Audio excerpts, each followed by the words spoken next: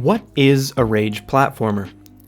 My first introduction to this sadistic genre of games was Getting Over It by Bennett Foddy, where your mouse controls a sledgehammer that can be used to vault yourself around the level.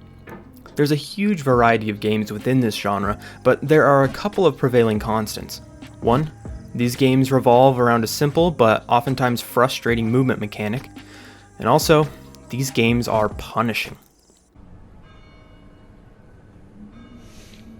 No!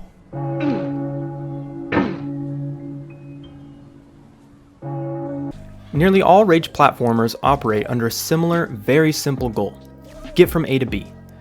And the player controller in a rage platformer has to be simple. It has to feel clean, smooth, and free of bugs.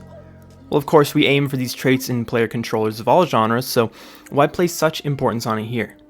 It's because in a game that is designed to be punishing, where the slightest mistake can cause a player to lose a large chunk of progress, the player must feel like it is their fault, not the game's fault. In Getting Over It, the only controls are moving the mouse. In Jump King, you can only aim left, right, and then charge your jump. Your movements need to be utterly calculated, practiced, and precise, because if you make one little mistake, it likely means your literal downfall.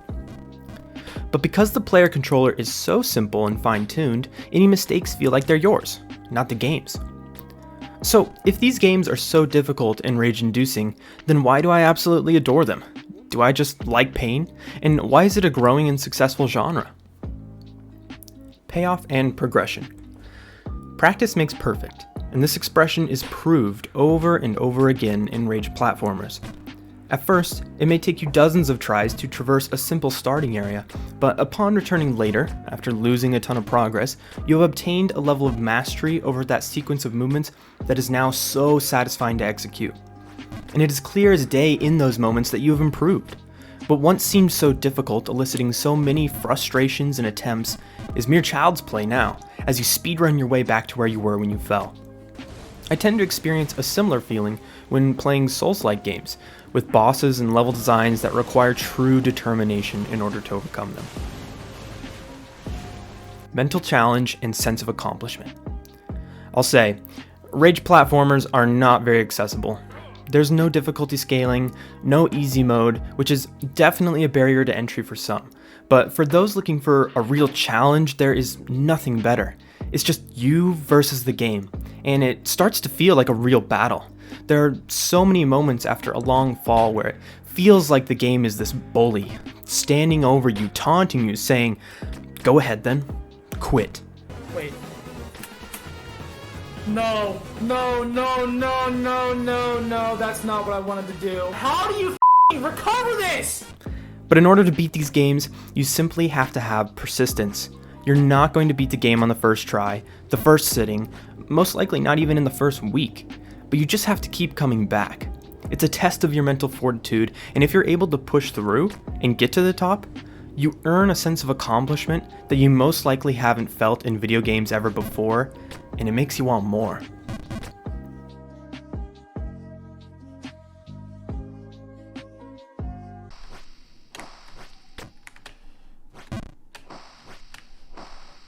Oh my god!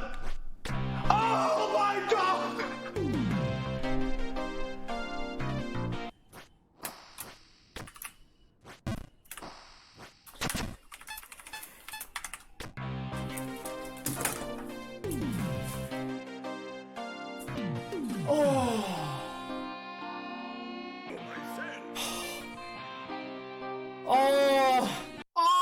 Oh, yeah, that feels good. Oh, baby! Does it feel good to be a winner? I actually tried my own hand at developing a rage platformer. I took part in a recent game jam called the Whisker Jam 2022, where the limitation was that you had to include a feline in some way, and my submission won 3rd place overall, including 1st place in the creativity category. The game I made is called Bound, where you play as a 3-legged cat fitted with a prosthetic jumping boot. It's playable in browser, and you can try it out for yourself at the itch.io link in the description. I also wrote a dev blog post on my portfolio website detailing the process of making Bound if you're interested. In that blog post, I point out one of the major things I learned during the game jam. and that is the importance of accessibility and keeping your target audience in mind. As a gameplay programmer, your main duty is to find the fun in whatever mechanic or feature you're working on through relentless iteration. However, you can't only think about what is fun to you personally, you have to iterate off of what your target audience feels is fun. So while I received first, second, and third places in all the other categories, I received 7th in gameplay.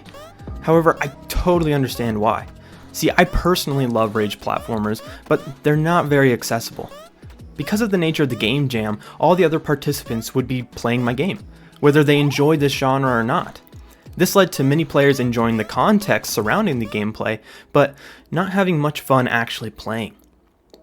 So in the future, I'll be sure to pay more attention to who exactly will be playing the game I'm working on. Especially on the scale of a larger, professionally made game, accessibility is key in order for the game to be enjoyed by the widest audience possible. But that's it from me. Thanks for watching.